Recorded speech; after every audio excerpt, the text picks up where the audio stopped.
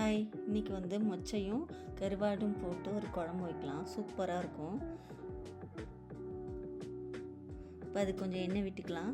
கடுகு, கொஞ்சம் வெந்தயம் போட்டுக்கலாம்.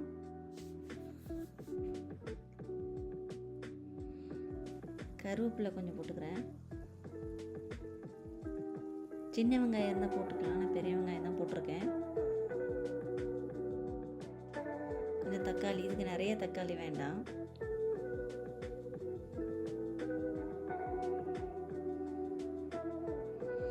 தக்காளி நல்லா மசியட்டும். அதுக்கப்புறம் கொஞ்சம் மஞ்சத்தூள் போட்டுக்கலாம்.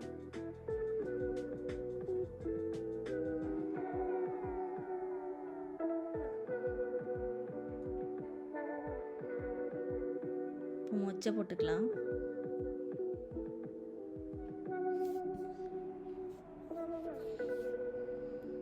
ஆல்ரெடி நான் வேக வச்சுருக்கேன். நம்ம கருவாடு சேர்த்துக்கலாம். நான் இப்போவே சேர்த்துக்கிறேன். இப்போ தான் நல்லா வேகும். அந்த மசாலோட ஊறி சூப்பராக இருக்கும் டேஸ்ட்டு. புளி போட்டுக்கலாம் கொஞ்சம்.